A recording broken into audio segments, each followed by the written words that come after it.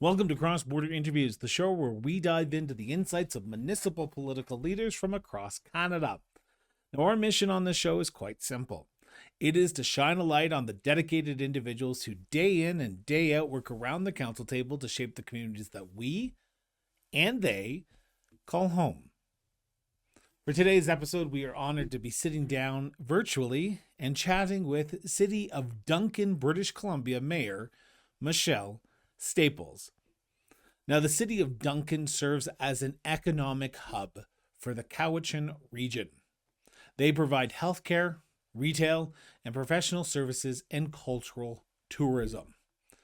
They are also a major business center for the fishing, farming, forestry, and tourism industries, key drivers for the regional economy.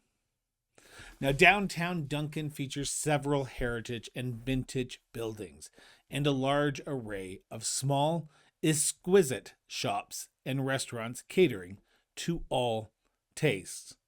This is Cross Border Interviews. Across Canada, our cities, towns, villages, and rural communities are alive with stories waiting to be told. Stories of innovation and economic development, resilience in the face of the housing challenges, and the financial hurdles municipalities overcome every day. At the Cross Border Network, we bring these stories to life. From coast to coast to coast, we're connecting Canadians to the issues shaping our communities and showcasing the people working tirelessly to make them thrive. With your support, we can expand our reach, amplify more voices, and shine a light on the challenges and triumphs of municipal life. For as little as $3.99 a month, you can help us grow and continue sharing the stories that matter most. Join us today and be part of this important mission. Together, we can tell more stories, build stronger communities, and make a real difference. Support the Cross Border Network now. Visit www.crossborderinterviews.ca today. Mayor Staples, thank you so much for sitting down with me and talking about yourself, but also talking about the great city of Duncan, British Columbia. Before we talk about the city, I want to get to know the person behind the persona of mayor for a few minutes, if you don't mind. And I want to start with this question I ask all first-time guests on the show, and that is, where does your sense of duty to serve your community come from, Michelle? Oh, now that's a question to start with at 8:30 in the morning. My sense of duty to serve my community. I don't know that I've ever actually thought about it from that perspective. I would say that I have more of an inclination towards being in community and being part of a community. So if I was to go back, because I have done this before at different times in my life and tried to figure out how I ended up here, because it's not that it made the most sense to me for this path for my life. But when I go back, I've always been involved in community, whether it's, everywhere that I've been and everywhere that I've worked in creating community where I live. And so I feel that that's really what kind of drove me. And I've been a huge, been very active in social justice. I always used to joke that I thought I was this great activist until I got old enough to realize that, things like clean water and equal rights and a healthy environment, that these things really aren't what I would consider activist qualities. Taking care of people, who need extra supports, that really they should just be sort of the base starting point of what it means to be human and what it means to be alive and and connected to the place that you live in and to this lifetime. So I realized I wasn't an activist at all. That was just a title that I'd sort of adopted along the way because I live in a world that doesn't always look at those things in the same way that I do. How so? Or well, the structures of our world, the systems that we live in Western society, they look at the earth as a resource, as something that we extract from and take from. We don't look at what we have in terms of do we, why are we overfishing and why are we overbuilding? Why are we taking too much water? Why are we polluting water with mineral extraction or oil and gas extraction? Why aren't we looking at other ways of of providing energy when we know that they're there and they're possible and they've been used before. And there's just so many things just on the environment alone. And so I feel that we live in an extractive world and we live in a system. I'm not going to say a world because that's not true. I actually don't believe that. But the systems that we live in are based on that. You know, just look at the federal budget that just came out. It is not one that looks at how do we connect with the earth and make it healthy and how do we make sure people are healthy. It's how do we protect ourselves. And when you're always operating from that, you're not, how do you create a healthy community when you're always working on protection and from that place of extraction? And that's what it means to take care of people, is to take away from something else that actually, in the end, ends up harming people.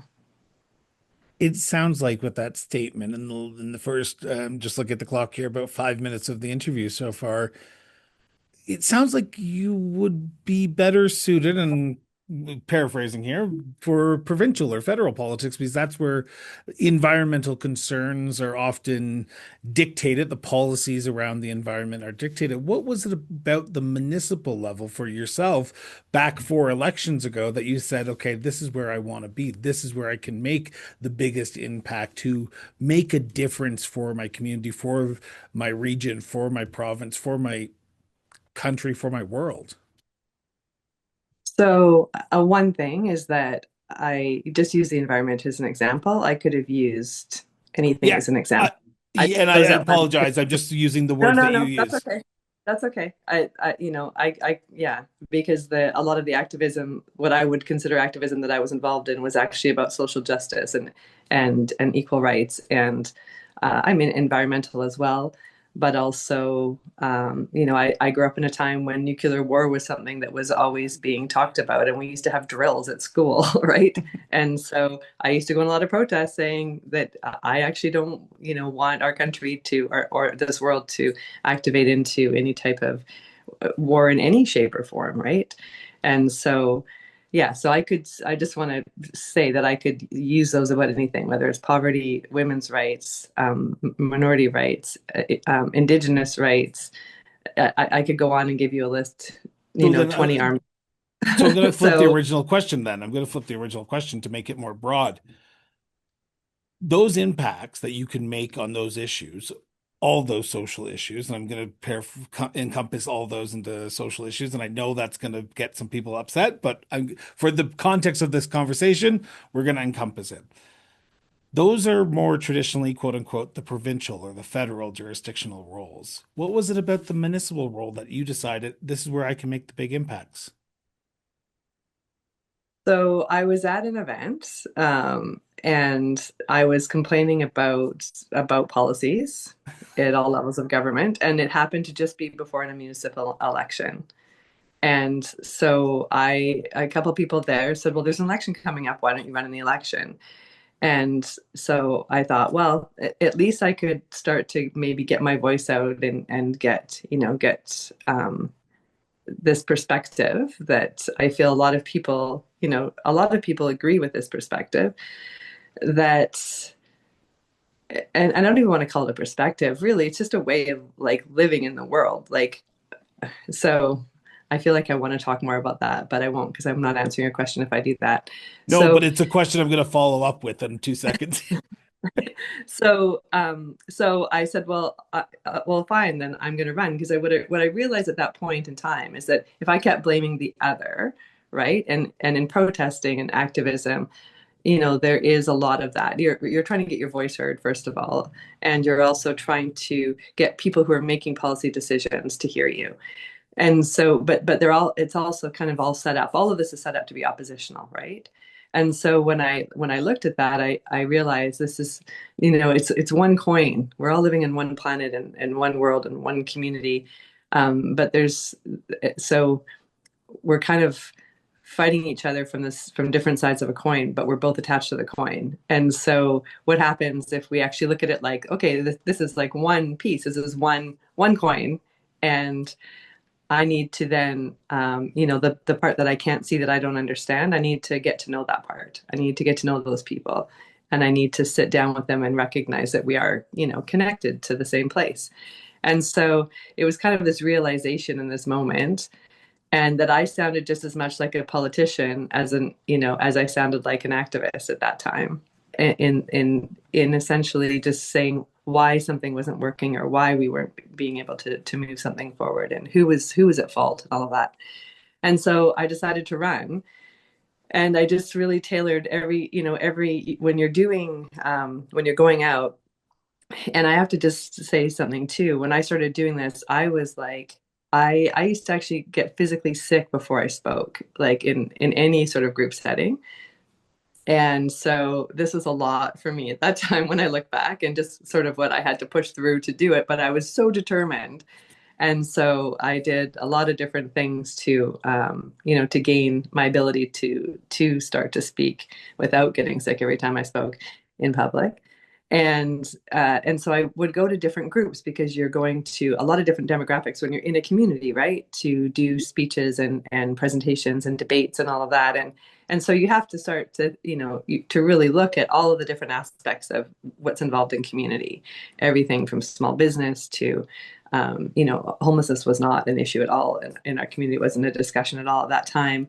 Um, to seniors, to people who, are looking at water protection or river protection, and people who want to build and people who don't want to build and they want to protect. And so there's all these different views, and it was great because it really gave me, um, that sort of space to look at it from all those different angles and speak to that. And what is that? What find those common places where we recognize we are part of the same coin, right? So I that was huge for me, that process.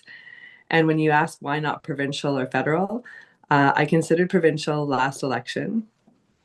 I was talked to by a couple of different parties about running, and I've considered federal as well. And I'm in that sort of process of deciding whether or not that would be something that calls to me or that would make sense. But like I said in the beginning, my entire sort of life has been about about the communities that I've lived in, the friend groups that I've had, my family, building building community and building connections. And you can't, it's harder to do that when you're out of it, right? You can go and advocate on behalf of your community and on the needs and on those bigger policy issues. Absolutely.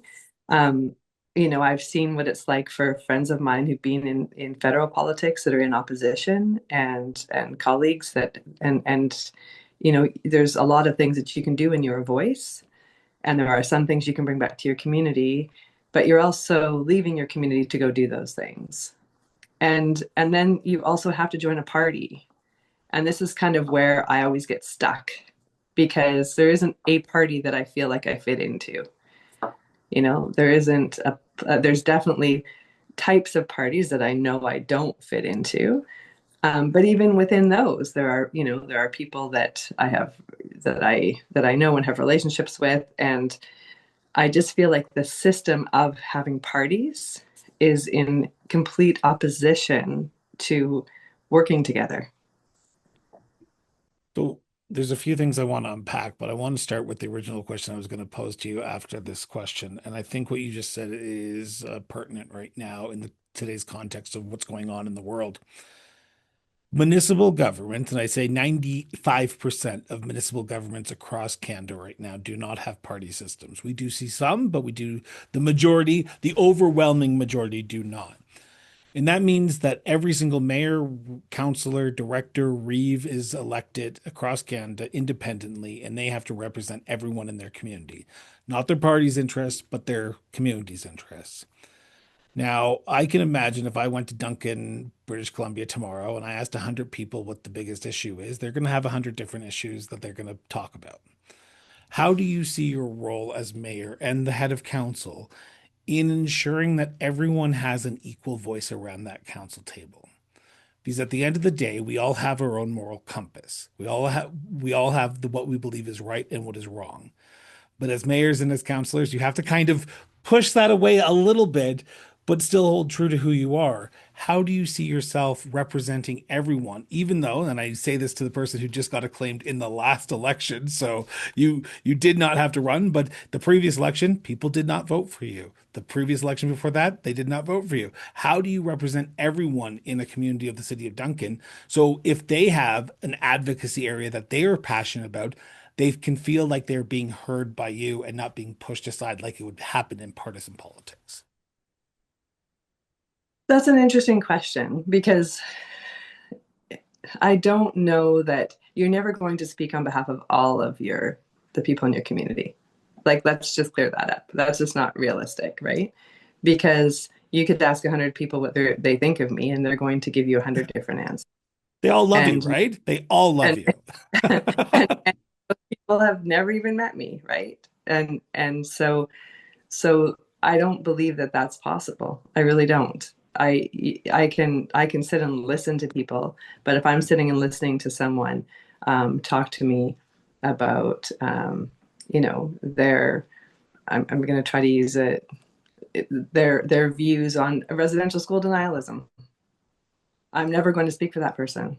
Yeah. I'm not going to take that person's cause and say I stand behind you in this. It's just not going to happen, right? Then the only job that I see is to be aware that that's happening and try to introduce that person to information and other ways of learning and other ideas. But I'm never going to be able to speak for that person. But And how so, important is it for you to listen to though? Because at the end of the day, and so we're using an extreme situation here, residential denialism, which I have no time or day for anyone who denies that happened, and that's just my own personal opinion. And come at me and send the emails to me, not the mayor, because that's my opinion. But as a mayor, you have to listen to everyone, unfortunately, and that means you have to listen to people who may have some views that just do not line up with. So I've had people on my show where they've said things, and I say, "This is our society. We have a free and open society where people can hold these views. We can talk about why you hold those views, but at the end of the day, I'm never going to be able to represent you in the way that you want me to because that is just not what I believe. So you do have your moral compass. So how important is it to at least listen to those conversations? Because if you don't, then people are going to accuse you of, oh, there's another politician doing what politicians do, getting elected and never listen to what the people say. So is mhm. is it hard to balance those two aspects a little bit? Well, and again, for me, it isn't Okay. anymore Okay. So because, you've grown into but the role to do that. it's also recognizing you get to a point too when you recognize like there are people who for reasons that have nothing to do with me are never going to agree with what I say, Yeah. right? Or with what the city's vision is, with what our plans are, with what we're doing, or why we're doing it, or they're just that is just a truth. That's an absolute truth. That there's always going to be a group of people. I think when it comes to, I mean, we really saw this during COVID, right? Where those kind of uh, those divisions got really clear, and all of a sudden there's people that are speaking in ways that are kind of shocking to me, and recognizing that there's simply going to always be people that you're not going to be able to speak for, and to say that you can speak for everyone is just a complete fallacy. It's just not, you what you end up having to do is choose for, I'm speaking on what is behalf of whether it's facts and information and scientific evidence, and I'm speaking on behalf of that, of truth, um, and I'm speaking on behalf of of values and truth that this community holds, and how we're going to move forward. And if that's something that you can't support because of those views, I'll listen to a point, but I'm not going to continue to listen over and over and over again if you're not, if you're not willing to engage in a conversation that can actually evolve. And um, so And that's part. respectfully evolve as well, because I think there's a lot of points right now that where we're seeing toxicity thrown into our society, and it's Yeah. hurting our local level of government, in my opinion. Absolutely, absolutely it does. And it doesn't encourage people to want to get involved Yeah. when you are, particularly in a small community, when you're a target. And I've read the 10,000 messages about me on Facebook from people who don't speak to me when they see me in community, or have an opportunity to reach out and talk to me and sit down with me. Or, and I haven't read them all. I tried to avoid that for my own mental health, to be honest. But Good. I've read enough, and I know that they're out there. And there's things too that you can't counter, because you have, if you're going to be doing that, you have to be then, when you're going into that kind of conversation, you have to be going into that conversation with an open mind. And if you're the only one in there with an open mind who's willing to actually go, okay, like, can we look at this? Can we look at this evidence? No, we can't look at evidence. Okay. So right there, you're not willing to actually have a conversation that's going to take us anywhere, that's going to be healthy. And how much time can you spend there as an elected official when I either do that or I do the work that I need to do to try to move those bigger pieces forward, right? And so, yeah, it is really learning how to balance your time and energy. It's not about not listening to people. It's about not continually listening to people where it's not going anywhere. So my last question on this segment before we turn to the city of Duncan as a whole, and it's just something that you just mentioned there briefly. The role of a mayor and council is to always be open-minded before you walk into that council table, before you make those tough decisions. And there are some very tough decisions that you have to make around that council table. How often do you go into that council meeting with the potential perceived notion of how you're going to vote, but then you hear something and you're open to learning from different perspectives? Because you have to potentially make that motion or raise that hand at the very last moment when the motion is called for a vote, and you get to hear from your fellow counselors who may have different perspectives on the issue that's ahead of you. So, how often do you find yourself open-minded every single time, or do you always find yourself open-minded, or do you find yourself walking in always with a perceived notion that it's always going to be this way? Again, I think that it's around, that would be sort of a topical thing. There's been many, many times that I've been on council where you know, um, I've gone in with sort of this, especially in my early years. This is what I think should happen and what I think should happen, but I have to have an open mind. So I'm going to listen, and just through just that, listening and going, oh, I actually understand the implications of this, and so I'm going to have to make this decision that is kind of out of character for me, because it actually is what's best for the whole, right? It's about finding balance most of the time. It's not about choosing sides, or it's about what is best for the whole and what is going to benefit the whole and what does that look like. And so, and what benefits the future. Don't forget, we're actually in these roles building a future for other generations. We've come into these places where there's a lot of things that weren't, built for, the present that we find ourselves in by the people of the past. So I'm also consciously aware of that. And I've actually made statements in meetings where I've had to vote a certain way, and I've asked, I want this in the minute because I am voting for this, and here's why. But I also recognize what I'm doing for the future. And I'm in complete opposition to that, but I'm between a rock and a hard place, and this is the best of the worst case scenarios. So I've been in those situations, and I always ask for those to go in the minutes because I want it written down. So when someone goes, why the hell did they make that decision? They know it's because at this time we did not have another one, or the other one was so terrible, or far worse than the decision that we were able to make given the circumstances. And so, when it comes to, um, if you're going into a meeting, and so the short answer is yes, there has been many times that I have. And then there's also times when it's like, this is like, I'll give you an example. When we opened the village in Duncan, when we went through that process, it was something that I fundamentally believed was the best decision for our community moving forward. We listened, and I read through so many letters and so many emails. But at the end of the day, I still knew it was what was best for moving forward to create, a place in an environment where people could actually, heal, and be safe and be off the streets, and that there would be benefits, but we needed to give it a chance. And so sometimes you have to make decisions where you are in opposition to all the voices that you're hearing, or the loudest voices that you're hearing, not all of the voices that you're hearing, but the loudest ones. And so, and you're making those because, you're setting this trajectory forward of, if we have to lead by example. Someone at some point in time has to lead by example, and that was an opportunity that we had to do so, based on what we knew and what we knew was possible, and allowing for things to go wrong and recognizing that they will, but that they can be addressed and that we can move forward.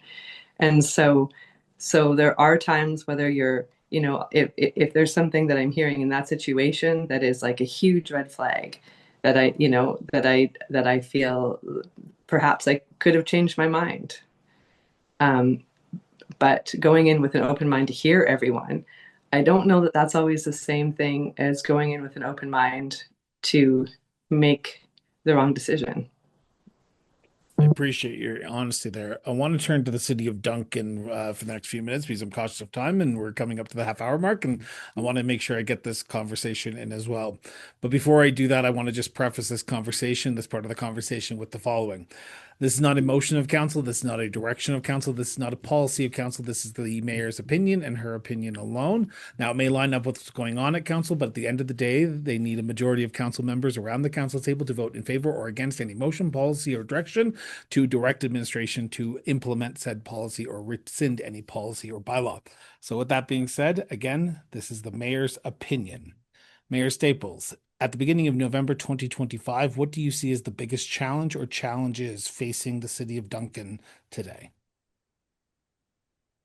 100% homelessness and the opioid addiction. Those are, and community safety built around that. Every survey that we've done speaks to that. The 90% of all of the calls that I get, and the emails are about that topic and how it's not being dealt with. And so, hands down, that is number one. There are also things I think are, parallel of parallel importance. A huge one is we're looking at all the building that we need to do in our region. I'm not going to speak just for the city, but in our region. And yet we don't really understand the water table and what that's going to look like and the impacts that that's going to have on, our access to water for the future and how we're building around that. I think that that's a huge challenge. Also, in our region too, we kind of go through these stages where we work incredibly well together on so many fronts. And then we also struggle with like regional planning and what does that look like at the, as a group of regional governments.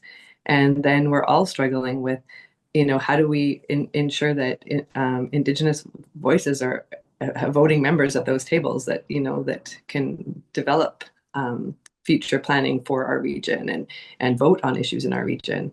And so all of those things are the sort of the three that I see that have the most sort of tension points right now.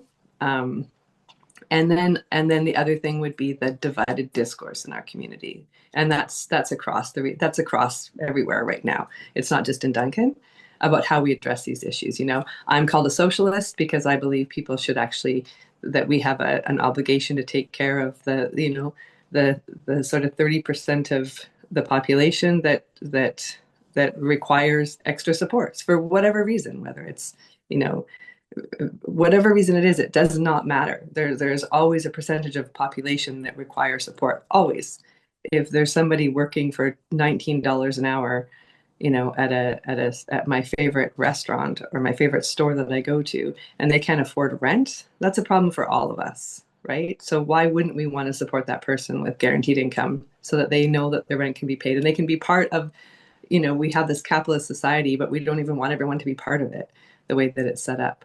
And so, which also doesn't make sense, because if I'm someone who owns that business, I want to make sure people can buy things at that business. So wouldn't I want the broader government to invest in ensuring that people's basic needs are met so that they do have the ability to participate in commerce, for if there's no other reason that you can think to want to ensure that people are supported, to me, from an economic standpoint, it doesn't make sense either.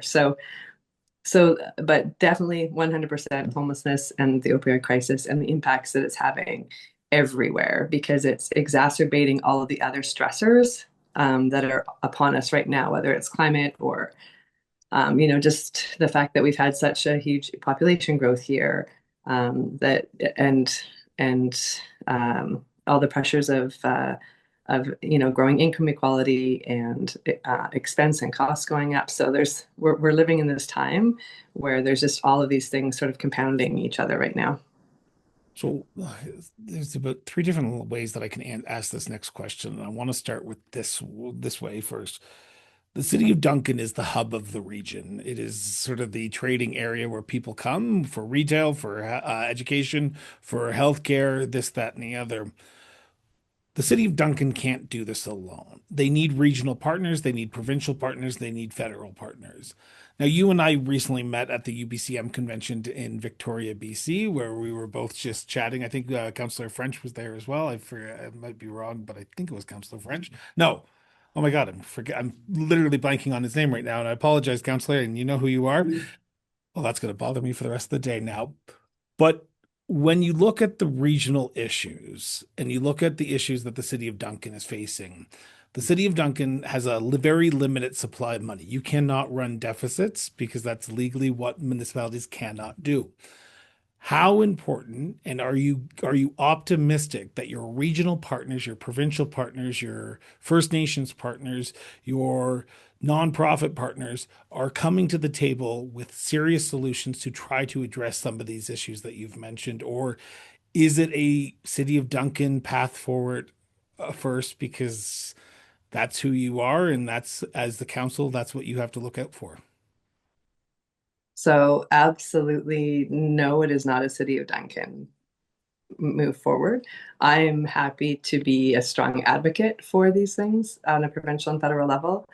And we've had huge successes when we've been able to pull, you know, leadership from all of our communities within our region and all levels of government together to work, and nonprofits and other service providers in the RCMP and all of the players, business community, to actually say, what do we need?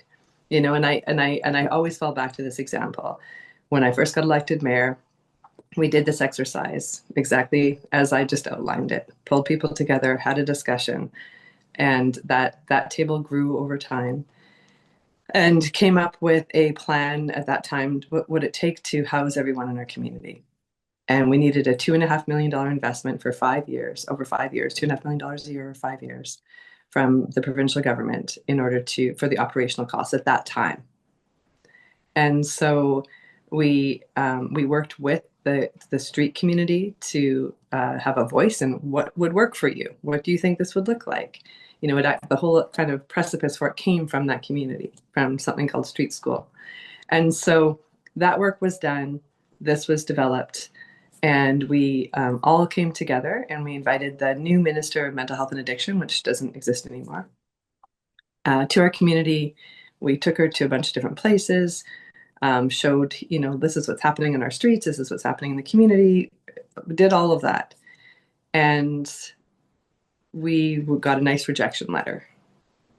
And so, but then like 3 or 4 months later, I think that was in like January, we got the rejection letter. Then all of a sudden, we had a global pandemic.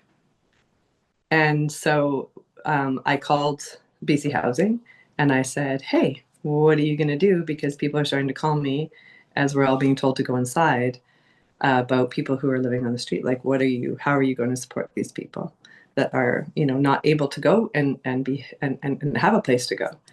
And so their response was, well, we're looking to communities to hear what they have to say, what they want to do, what they would think would work for them.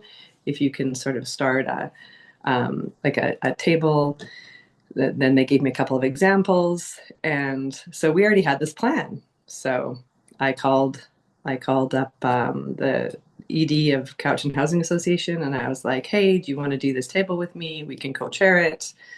And we called all those people back together. I think there was like 70 something people on the first call that we had. And we had this plan. And so we all talked about it, and we talked about, okay, well, the city of Duncan isn't going to be able to do this on our own.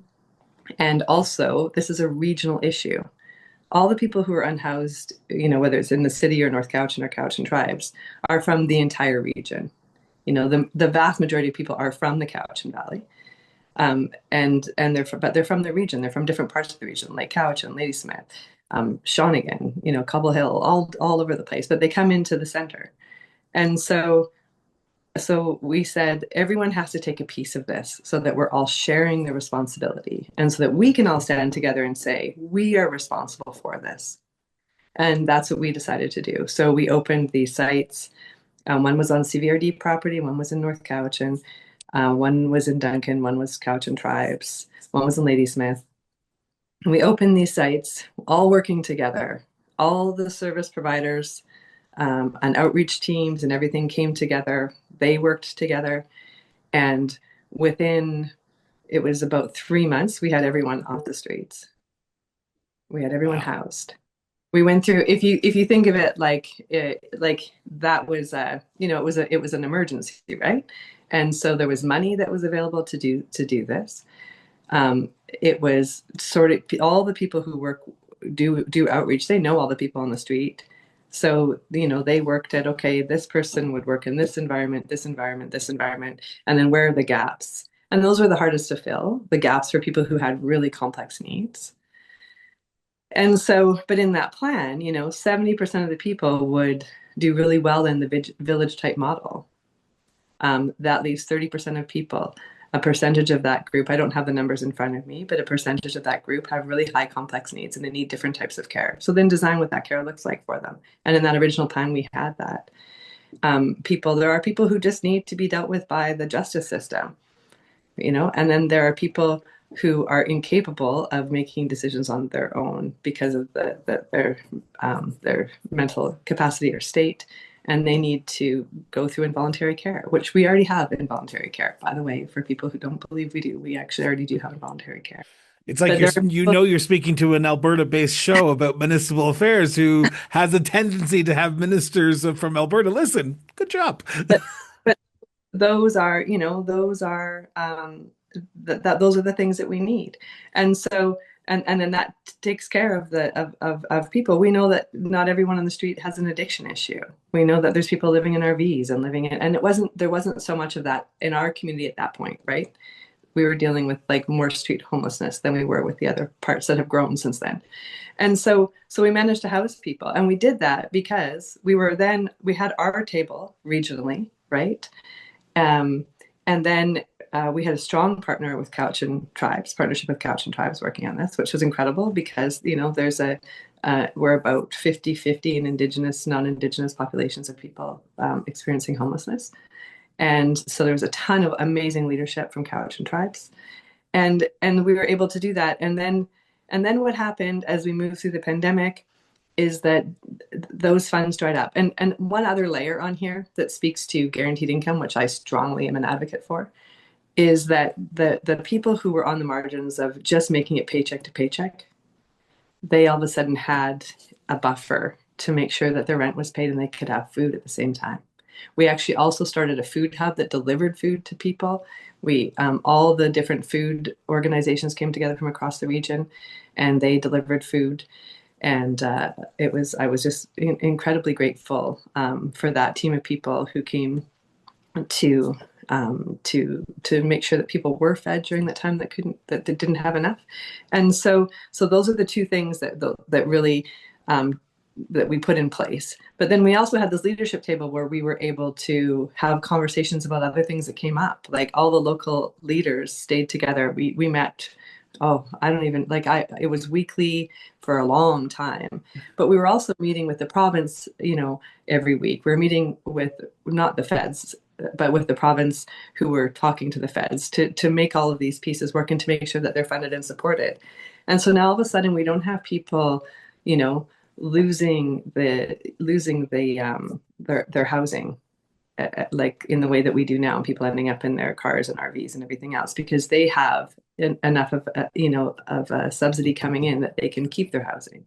We we're seeing people off the streets that are doing incredibly well. There was people that I went into some of those sites that I did not recognize 4 weeks later because they were getting fed, they were sleeping number one. They were sleeping. They were getting fed. They were getting access to doctor's appointments.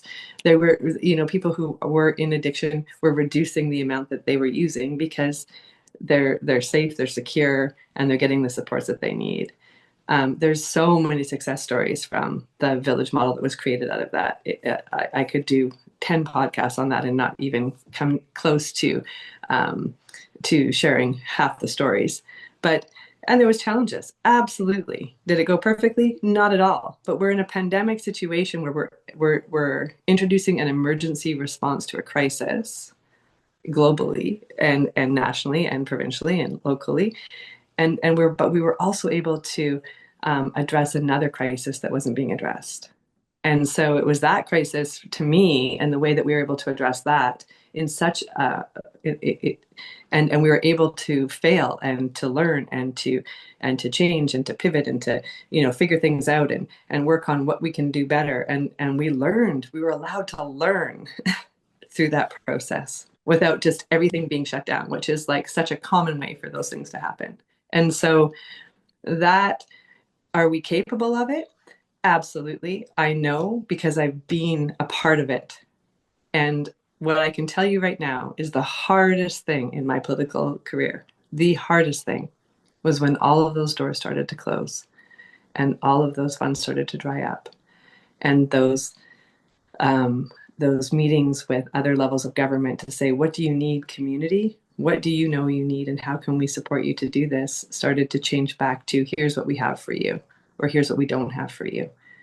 And so it's harder to go back and than it was to be in a pandemic and actually be responsive. And so that for me has been something that I'm still trying to kind of recover from and trying to figure out how do we build these responses? How do we look at this issue like it is, its own pandemic or emergency?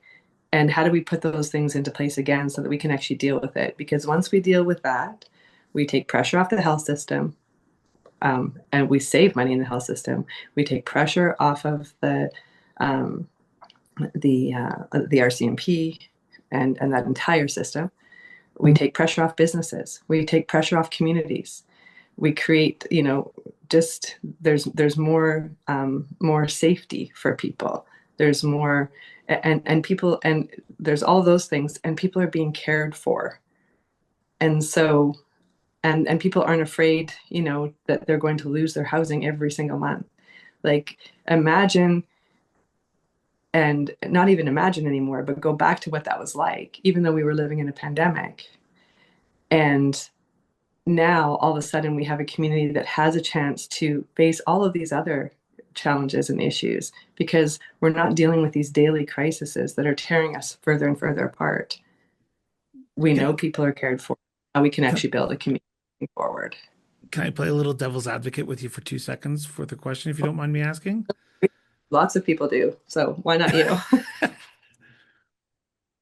Now, you and I, I saw you nod your head when I said it, but municipalities don't have a limited supply of money that they can use towards programs. They need to look after infrastructure. They need to look after roads. They need to look after sewers, so on and so forth. Parks. They need to look after things that are traditionally in the municipal realm. Now, whenever I hear municipalities take on projects like this, which I think is a much needed project, it is a much needed resource that the community needs to house people, to ensure that they are safe, to ensure that they have a safe home that they can actually, like you said, sleep, to take pressures off the healthcare system. When municipalities often do that, the province then says, well, if the municipality is going to do it, then I could just walk away, and then the municipality and their regional partners can do it themselves. But there's going to be come a time when you're going to have to look at the budget and say, what do we have to fund here? Do we have to fund the critical infrastructure, or do we have to fund a resource that people are using? And there's often a sense that infrastructure comes first because infrastructure is good for the many, over the needs of the few. To quote Spock from Wrath of Khan, the needs of the many always outweigh needs of the few or the one. How do you see the municipality ensuring that what you started in the COVID pandemic with this project, with this village, continues to be a resource that will always outlast yourself as mayor, outlast the next term, outlast the next term after that? Because the moment you take that away is the moment the issue is not solved. It is always going to be there, and it could come back even worse if you take it away. Is it hard to balance that? So we weren't the ones who did it. I think that's where you're wrong. It was the Okay. province that it wasn't us that funded it. No, But no one. they've slowly reduced the funding for you, right? Absolutely, they did. Yeah, they reduced the funding for they've reduced the funding for housing people and like if, people who are unhoused, right? So yes, they did that, but we were never funding it. So I think just to be clear on that, it was never Okay, something so that. maybe I was confused. So then have you picked up funding it So or have you no, not? we have not picked up funding it. The province Okay. still funds. We had to advocate fight for that funding to continue and to prove this model. So we had to Um, do, I did, and others, a ton of advocacy work around that. Again, I could do 10 podcasts just on the advocacy pieces, and some of the stories are hilarious because you would not believe the things you have to go through to advocate for things that make sense. So we do not fund it. So let's just be clear about that. no, and It then I apologize if that came off weird oh, because no, that's, if I was misunderstanding, then I'm assuming there might be someone who's listening and going, yeah. "What do you mean they're funding?" So I just wanted to clarify. So I appreciate you clarifying that. But continue. 100%. No, I appreciate that you asked that because I'm sorry that I didn't make that clear. It was the province and it still is a province that funds the operations and everything else of it. So that being said, the the piece that there's the advocacy piece to to continue it and to make sure that that stayed. So the village has stayed. But what happened is that we didn't continue to build off of those gains, right? We didn't continue to build. To say, hey, look at all these things that are working in Duncan and other parts of BC, right? In terms of this. And so let's build on that. Let's make that the strategy. And the difference was in our community, and others did this too. I think we did it exceptionally well. We came together to decide that this is what we're going to do. And we said we would stand together, like as elected leaders. We will stand behind this. We're not everyone agreed, but we came to a consensus that said this is what we know we can do and we can do well. So we agreed on that, and we agreed that we wouldn't, another mayor wasn't going to turn against me and start, saying that they don't support this. We agreed we're going to all carry this forward. I think where the piece that's missing now and was is that we live in a province of regional districts, right? So in small and mid-sized communities, let's look at like regionally here. This is what we need to house all the people that are here. This is what our region needs. Now we can come together as all those bodies that I talked about before, right? And we've done this again, and we have another plan that we probably need to update again because it was done about a year ago that says, here's what we need now. So if we were to have another pandemic tomorrow, we have another plan, right? But then what we need now is for the federal and the provincial governments to say, okay, we actually want to address this issue in a meaningful way, that is like, this is an emergency, this is a disaster. This is an earthquake just happened, and here's here are the people who are left, and let's address it with that kind of emergency response and see where we get to and then look at all the places that we fund and we save money. But as regions, we can develop those plans that we know we need. And then we need the province and the federal government in order to fund them. Absolutely. And that should not change. That's their responsibilities. The taxation that we would have to increase would be completely, unaffordable for people living in any of our communities to take that on. But I believe as regional elected officials, it is our responsibility when we know that that's the number one issue facing our community right now. That's the number one issue I hear. That's the number one issue in our surveys and everything that we do. And so I can't just say, okay, province, you do it, because that's not going to happen. My responsibility can then be, okay, so as a region, what do we need to address this? And then we give that and we advocate to the province for that together. And that's what we can do, right? And then we can go out and talk to community members and say, and some of this is the hardest part because of all the misinformation and social media and all of that kind of stuff, is to continuously, we've tried so many different ways of, like, educating people on, providing them information on, why this would work, why you should get behind it, why you should support this. Because if you really want to address this issue, you have to house and support people. Like, that's what's going to change it, right? And so, but as long as everyone keeps fighting over, the small amounts that we get, whether it's different communities or people within our community, then we need to come together on this to carry it forward. And we need the province and the federal government to say, you're right, we want to do this together. And we're going to support your plan for your community because you know what you need. And that is fundamentally what we need to move forward. Are you optimistic that can happen? It's happened before. I mean, it took a pandemic, but if it can happen in a pandemic, why can't it happen just on a Monday? I want to just quickly, because I'm cautious of time here, I want to start with my wrap up, but I have one last question before we do my final question. And we often talk about municipal issues as the things that are only going on in our communities, because those are the things that people focus on. Those are the things that people deal with on a day-to-day basis. But we don't often talk about the good things, the things that we are proud of when it comes to our communities. As mayor of your community, what is the thing that you wake up and you say, you know what? I am dang proud to be a City of Duncan mayor. I am dang proud to represent these people who day in and day out work their lives to make our communities better. What is the thing that makes you proud to be the mayor of Duncan? Oh, there's so many things that make me proud. I mean, they're definitely, I would never ever be able to limit myself to just one. So let's The say top three. the people in this community and what they and how they give, how they show up, how they support each other. There's a lot of division, a lot of all those things we've talked about, but there's also a beautiful opposite to that. For every, and I see it more and more. Like, I'll give you a couple of examples. One is when we started this conversation talking about residential school denialism. One is so many people standing up to that now. You wouldn't have seen that 10 years ago, 5 years ago. So many people that are just educating themselves and being willing to sort of speak up and stand up and say, this is not how we live as a community. This is not what we're going to do. We had a whole swack of a rise in racism during the pandemic, and the community's response was to have a car uh, convoy, not, that's a terrible word to use, caravan, a car caravan that went through the community with signs.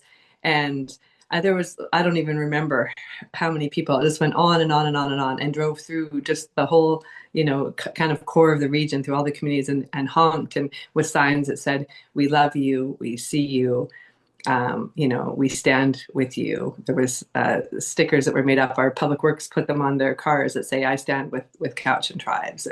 And there was this outpour of the opposite, of love, of support, of, what you're seeing isn't everyone here. And we're here to stand up. And so it was just as a hard and awful of a time it was. It was also, there was this beautiful showing of people who just showed up and continue to show up in different ways that they can to just address that in our community. And so that's one example. We have we have people who go out to all the people who are unhoused, like just random groups of people that go out and check on people and bring people food and bring people clothes, and they do it really quietly. People who are constantly going out, and so many groups and individuals of people cleaning up streets and doing all of that stuff, and none of them are doing it in a way where they're like showing everyone that they're doing it. It's just quiet and silent, but you see them there and you hear small stories about them. And there's so many people that do that because they're not doing it to be recognized. They're just doing it because, they know that that's the thing that they can do, the one small thing that they can do. So that makes me so proud. We have this incredible 39 days of summer music festival that happens downtown in different areas downtown, and it brings everyone together. You know, music is something that it doesn't, your political beliefs kind of fall aside when you all love the same band or the same type of music. And I stand sometimes at those events and I'll just be like on the dance floor or just watching the crowd or walking around, and I'm just like, you know, it's so, there's so many things that can bring us together. And look at everyone dancing together. These are people whose political beliefs I know, who I social media posts I know that would never be in the same, believe that they could be in the same space together, and yet here they are dancing side by side to, you know, a Led Zeppelin tribute band or whatever it is, because the music connects to them and moves them in some way. And then they're all together supporting, and not even supporting community, they are community, right? They are community. Just like they are traffic when they're sitting in a traffic jam. They are community, and just how beautiful that is. And we have incredible small businesses here that give so much back to the community, and we're working so hard at creating, you know, at telling the truth about our history, and creating space. We just raised the first, the chief and I just raised the first Cowichan Tribe's flag at City Hall, and you know, that's a, it may seem not significant to some people, but it's another way of, you know, making a statement about, we are going to recognize what happened, we're going to talk about it, and we're going to build a future together forward. And I want to say one other thing too, because I think that this is something that I've really learned, not just from being elected, but from you know, being kind of connected um, in the Cowichan community here. I've seen so many people come and go, right? I used to go to craft fairs here and different things here, and I knew everybody. I could spend an hour, not an hour, a day in one corner just talking to people. And over time, people move, and you know, uh, as we do, we move communities, we move different cities, we move jobs, we take opportunities, and we leave the places that we call home right now. And the first people, they're here. When I go to, you know, the same craft fair, Cowichan Tribes, I can now spend all day there because I know so many people there and so many generations of people there that are still here. And so um, that's one of the things that I'm learning about this kind of whole conversation around reconciliation. How do we even begin to sort of do those things? And yes, we created murals and we've created signs and we've created all of these things together as community to start to learn and walk this path together. But it only works if people stay in place and stay in community and continue to be a part of that story of moving forward. Because if we're all just rotating through, um, we're just, we don't have that same experience, right? And we don't have those same connections. And so, how do you stay deeply rooted in your community in a world that is, you know, asking you to go in so many different directions? And when it's hard to stay economically, or for, you know, cost of housing or opportunities, when, yeah, how do we balance that? And just seeing how many people have continued to sort of reach out and try to learn and grow and understand, and particularly with the recent Clatinas decision and the division that that's causing, and just, you know, seeing so much racism online, and also seeing so many people step into those spaces and say, here's the truth, here's what you need to know, here's the, you know, here's the knowledge. And again, that as I said to the late Chief Seymour, when we got into this place of why are we doing this work, because of racism that had happened in our community, and he just said, I don't know if it's worth it anymore. You know, we keep walking this path together and this keeps happening. And I remember just sitting there and being like, he's right. You know, he's absolutely right. And I don't know how he does it. I don't know how people in community do that, and have to listen to that and have to experience those things. And the only thing that I could that kind of struck me at the moment was, well, and I just said to him, maybe our only hope is that more people can be standing beside you and behind you than against you, and that's what we're working towards. And someday, maybe not in our lifetimes, we'll get to a different place where those things we talked about at the beginning of these conversations, those relationships that we have with the world around us, with the people around us, where those relationships, um, they're based on respect and value and love and reciprocity and all of those things. And they're based on us all agreeing that these things are really important to us and that these are the values that we're going to make sure that we build our communities on. See, I was going to ask a follow-up question, but you answered my follow-up question in that statement, so I don't need to ask the follow-up question anymore. But Mayor Staples, I want to thank you from the bottom of my heart. This has been an eye-opening, an amazing conversation. I know you had to get up early for this. Hopefully it was worth the wake up and you can get your coffee in now. But I appreciate you taking time to do this, and I appreciate you taking time to sit down and talk about the City of Duncan, talk about yourself, the challenges, the opportunities that lies ahead for the community. And I look forward to potentially having future conversations at the next UBCM convention next year. And I believe it's Vancouver. I apologize. So hopefully we'll see each other then. And hopefully when I'm out in on the island again next summer, I can come up to Duncan and I can see your beautiful community up close and personal. So thank you so much for doing this.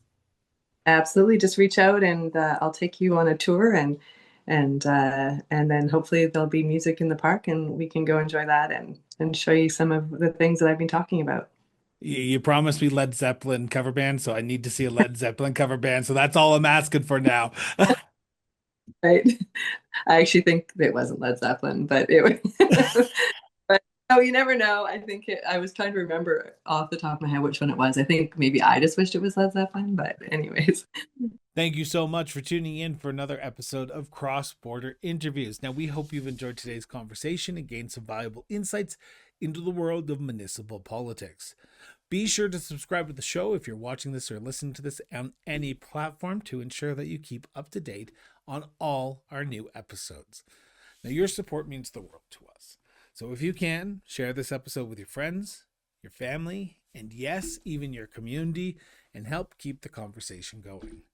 Until next time, stay informed, stay engaged, and we will be back with a brand new episode of Cross Border Interviews shortly. Till then, everyone.